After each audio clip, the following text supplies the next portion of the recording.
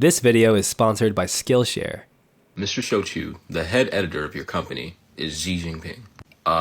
It's not. Oh, well, according to this, you have daily meetings with the CCP where you play chess and give them American data. That doesn't happen. Yes or no question. What color is the algorithm? I don't really think that's a yes. Yes or no question. What color is the algorithm? I can't really, it's more complicated. I see you're not willing to answer. Now, TikTok shows a lot of blasphemous and dangerous things to children that could endanger their lives. The video I'm about to show you is very disturbing, but it's what's being shown on TikTok. Mr. Shochu, how do you sleep at night knowing that American children are being shown sick, nasty tricks that they could never accomplish? What? Hello. Here's the thing.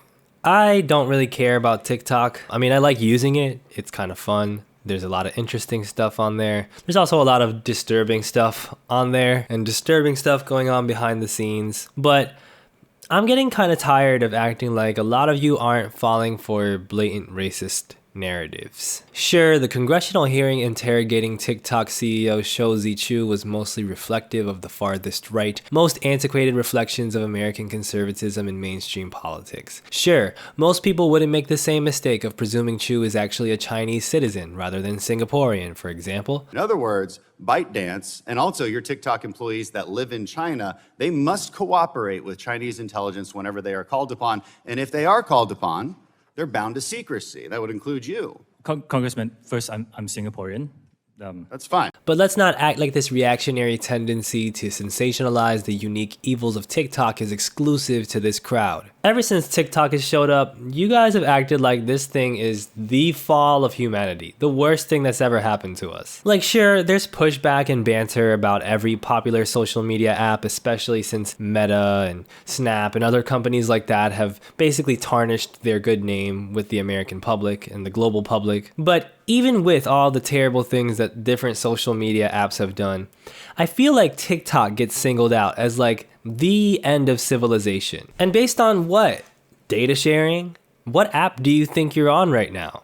It's Google. Google will hear you cry softly in your pillow about your horrible love life and then sends you a video essay with an Adam and Eve sponsorship on it. Google is just as worthy of all this examination about data. I mean, take this ad break, for instance.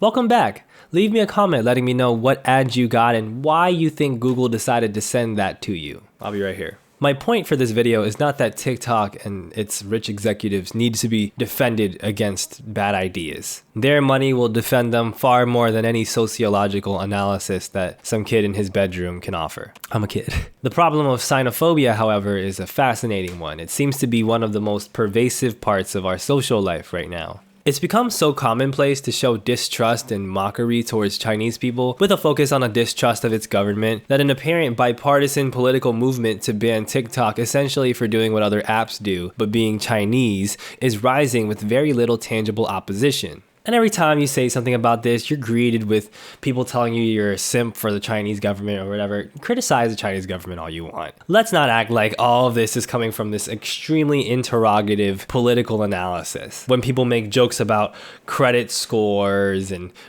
sui ha piao piao jokes, you know. I mean, look, if it is true that you're so against oppression and exploitation making these jokes, then I'm sure you're not going to have any problem with us having a conversation about Sinophobia and the exploitation of Asian people in the West. Let's get started.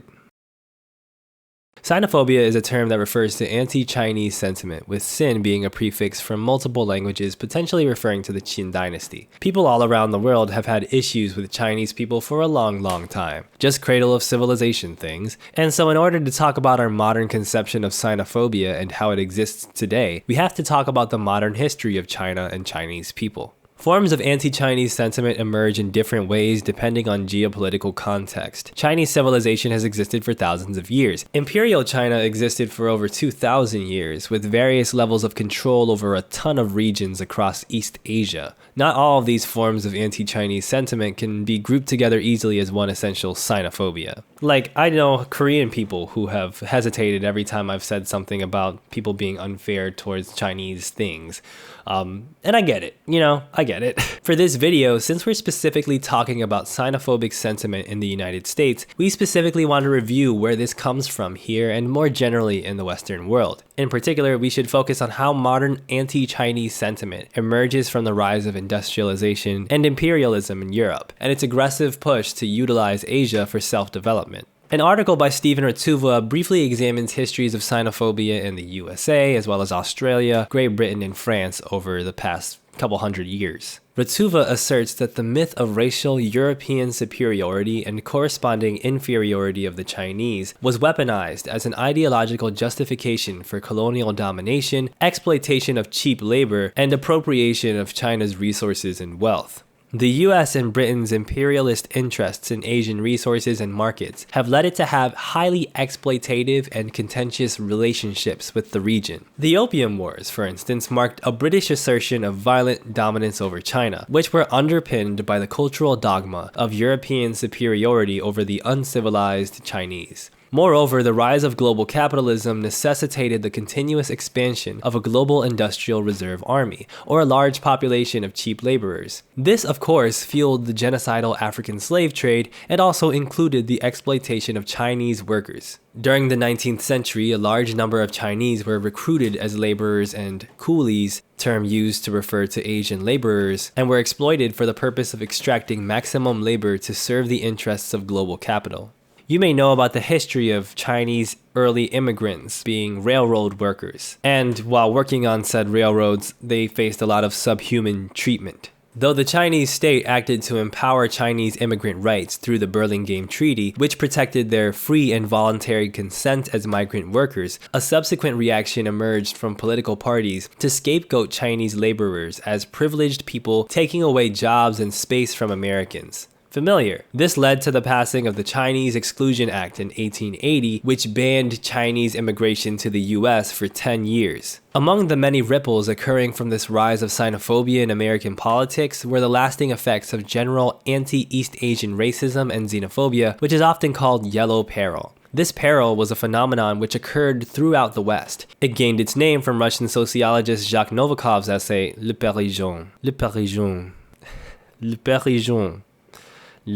From this point, this essay and the sentiment around it was a huge motivating force for Western civilizations to support Russia in the Russo-Japanese War, which they lost, but they got a lot of support. One quote from a French journalist summates the themes of a fear of Asian domination over Europe and a belief in the spiritual inferiority of Asian people. French journalist René Pinon wrote in 1904 that the yellow peril has entered already into the imagination of the people. In a setting of conflagration and carnage, Japanese and Chinese hordes spread out all over Europe, crushing under their feet the ruins of our capital cities and destroying our civilizations, grown anemic due to the enjoyment of luxuries and corrupted by the vanity of spirit. Yellow peril still seems to be a relevant topic to this day. It still seems to get invoked by mainstream media outlets every now and then, despite their best efforts not to let that kind of thing out. As seen in this edition of Le Courrier Picard, titled Alienation, featuring an apparent East Asian woman with a mask on during the beginning of the COVID-19 panic in the West and internationally. But crude bigotry and its history and meanness is not a sufficient explanation for these types of sentiments and these types of actions that seem to invoke them politically in this day and age. Because I often hear people ask questions sometimes when I do live streams about why does this racism happen? Why are people still so bigoted and mean towards Asians and stuff like that? And, I can answer that as well as anyone else can. Who knows? Of course, there's no unidirectional, straightforward answer to this, but we do know that this kind of racist sentiment tends to get charged up a lot after and during political conflict and the conditions underneath that political conflict. People aren't weird about TikTok because people were mean about East Asian people in the early 1900s. Things are happening in our world that are causing people a sense of unease, which helps them rationalize racist ideology. We'll start talking about that after the break. So we say China and we take for granted that China is this simple country that is what it is and always has been that thing. China is not nearly anything like what it was 100 years ago. Namely, Imperial China collapsed and a civil war broke out between revolutionary parties, leading to the rise of Communist China as the Communist Revolutionary Party won in mainland China, after which the Nationalist Party retreated to what we know as Taiwan. Through policies of state planning and later rapid market-oriented reforms, China's economy and standard of living grew exponentially in the 20th century. China began offering foreign investment within special economic zones, which would be advantageous to companies seeking certain financial benefits, including eye-catching tax policy and a wage in 1978 that was reportedly only 3% of the average US wage. These wages grew exponentially from 1998 to 2010 as China rose to becoming an economic power. Nowadays, China situates itself not only as a fruitful place for foreign investment, but as a country rich with domestic investment and thus booming domestic companies. One such company in the tech sector is ByteDance. ByteDance is a startup from Beijing founded in 2012 by software engineer and entrepreneur Zhang Yiming and Liang Rubo. The two are actually something of outsiders within the Chinese business sphere. They had a hard time getting investment for their first app, a data algorithm-based news platform app called Toutiao. 6 years later, the app was a massive success without receiving any investment from Alibaba or Tencent, the titans of Chinese internet. Then, in 2016, they launched Douyin, a video hosting app with a similarly addictive algorithmic premise to Toutiao. Within a year, it had 100 million users. The obvious next step was for ByteDance to take this app overseas, and so the app was released to the international market in late 2017 as TikTok. Ta-da! A couple of months later, ByteDance bought Shanghai-based app Musical.ly for about $1 billion, later merging the app into the TikTok we know today. This is the classic startup business success story, the kind you'd see in overly romanticized miniseries getting released on Hulu or Paramount Plus. But this time, it's not from the West, it's not from the US, it's not from Britain, it's from China, the place that neoliberal world capital has relied on for years as a place for cheap labor, for instance, but not threaten anyone in terms of soft power, domestic capital, or innovation. Those days are long gone. Zhang opined, as a typical CEO would do, that we are doing very innovative work. We are not a copycat of a US company, both in product and technology. The work, innovative or derivative, challenging, awe-inspiring, whatever you might say, is what it is. TikTok is one of the most popular social media apps in the world, and its impact feels omnipresent, as evidenced by the fact that other apps seem to keep trying to be TikTok for some reason. And perhaps unsurprisingly, it is now the target of bans all over the world, with contention of this in the United States lasting for the past few years. In 2019, talk arose of TikTok being a potential national security issue in the US because of the amount of data gathered by the app, which cannot be refused to the Chinese government under the China Internet Security Law. In October 2019, a bipartisan effort began among American politicians to investigate TikTok. And in the summer of 2020, just a few months after the COVID-19 outbreak, with which Donald Trump continuously stoked xenophobic sentiment over the virus by calling it everything from the China virus to the Kung Flu, the proposition from Mike Pompeo that a potential ban of TikTok was announced. But the story did not end with Trump's defeat in 2020, just as outrage over TikTok did not remain contained within the right wing. In December, Joe Biden approved the No TikTok on Government Devices Act, which does what it says on the tin. Something called the Restrict Act is being proposed, which would essentially allow the government more freedom to ban apps and websites as long as they deem them a threat to national security. They have us focused on TikTok and making us out to be like just not wanting to lose our social media. But go and read the bill. It's Bill S686. You can go to congress.gov, look up that, and it should be the first one that pops up, and you can go to text and you can read the whole thing. Any software, hardware, or any other product or service integral to data hosting or computing service that uses, processes, or retains, or is expected to use, process, or retain sensitive personal data with respect to greater than 10 million persons in the United States. The very first one is internet hosting services. Next, cloud-based or distributed computing and data storage, machine learning, managed services, and content delivery services. Section 8, Implementing Authorities. This is not what this says, this is what I got from it. This entire section basically gives the secretary the ability to do anything they want to get specific information unless otherwise stated in law elsewhere, as long as the secretary deems it appropriate. This does not just apply to TikTok. They just want us to focus on that because it makes us look more dumb, even though we're not. And the Restrict Act, which is in the Senate right now, has some serious penalties for doing that. $250,000 on the civil side, plus up to $1 million in criminal penalties, and up to 20 years in jail. And they can take your phone, or any products you were planning to sell on TikTok. It also exempts the Secretary of Commerce from the Paperwork Reduction Act for the purposes of implementing this act. So theoretically, they could also demand that you turn over sensitive personal information and then bury you in requests for paperwork for using a VPN to get TikTok. And I'm not saying that's how it will be interpreted by the courts, but there is a reading of this bill that allows them to target American citizens who are trying to get around any TikTok ban. How? The act gives the Secretary of Commerce the power to put in place mitigation measures to address risks to national security. Okay? If TikTok is seen as a threat to national security and the mitigation put in place to keep us safe is a ban on TikTok, any attempt to get around that ban would be a slap in the face to fascism and their stupid attempt to control free speech. Also a violation of the Restrict Act. It says it's unlawful for any person to violate, attempt to violate, conspire to violate, or cause a violation of any regulation, mitigation measure issued under the act. Do they even mean this to apply to regular people? Who knows? But it does define person to include citizens of the United States. This is giving me Patriot Act vibes. Funny you should mention that. Part of the Patriot Act just expired in 2020 when they tried to ban TikTok the last time. Gross.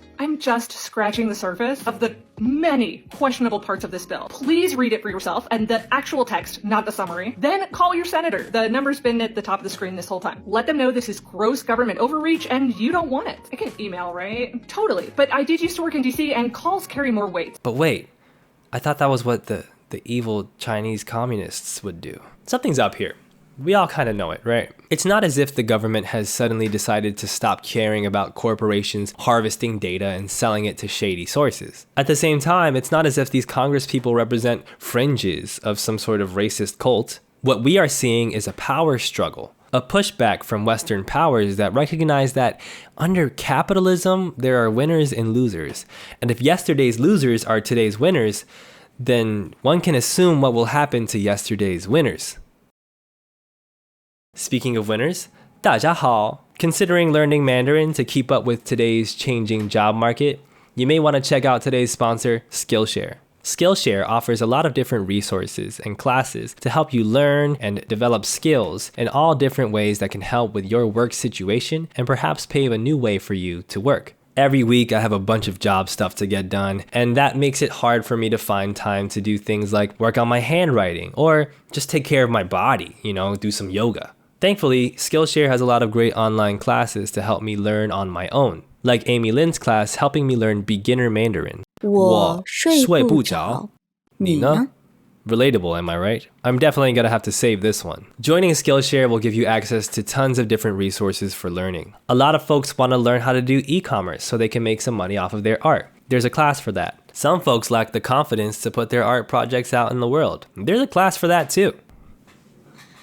Freaking thing turned off. There's a class for that. No goal is too small, especially when you're enjoying the process. The first 1,000 people to use the link in the description will get 1 month free trial of Skillshare. I look forward to hearing what your goals are, and if it's learning Mandarin like me, then 加油! Thanks to Skillshare for sponsoring this video. Let's get to the conclusion. We often think of bigotry as something that comes from people just being mean or dumb. And yeah, I'm not going to argue with that. But in order to understand why bad, bigoted logic becomes so popular in a society, we have to study the material conditions in that society. How is power organized? Who has what? Who doesn't have what? Why do certain people get certain things? And why do certain people not? And who among us is free of the biases that come from trying to rationalize an irrational world? An irrational world. I don't care. A recent episode of What's Left of Philosophy discusses Franz Fanon, particularly his book Black Skin, White Masks. In it, philosopher Will Paris presents his own reading of Fanon's assertions on racist thought. We might think of this as the problem of stereotypes, where blacks are implicitly associated with criminality, sexual deviance, or cultural backwardness. The cure, and I put that in scare quotes, would be for people to meet real blacks and see that the stereotypes are not true. This response, which focuses on ideology, is insufficient insofar as it assumes that the rationalizations of racism emerge from the pathological structures of subjectivity rather than the pathological structures of social life. And this is what I take to be Fanon's central claim about racism. It is not irrational per se, but is the endless proliferation of rationales that follow from a deeply unequal society. In the case of Sinophobia, it is clear that Western nations have rationalized deeply unequal modes of production and empowerment, which rely on subjecting people from other nations to inhumane conditions by considering these people to be less than human. This racist ideology reinforces itself through imagery and words and jokes and materializes in racist action, such as the pervasive hate crimes towards East and Southeast Asian people which have infamously risen around the West since the start of the pandemic.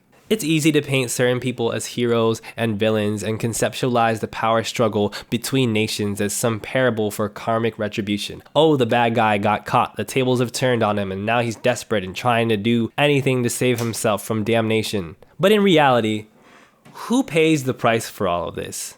Who pays the price for racism and exploitation? Who pays the price in an unequal society? When TikTok faces Sinophobia, TikTok is not the victim. It's a popular app made by a rich corporation shielded by capital. When TikTok faces Sinophobia, everyone else pays the price. The average person is caught in the crossfire, stuck between being a person and being a symbol at the same time. Thanks for watching. Send a Ko-fi with the link in the description, as well as clicking the Skillshare link in the description. You can also hit like, comment, and subscribe to support the channel, and stay tuned for further updates. I hope you're good. I am a little bit sick, so if I sound a little weird in this video, get over it. Get over it.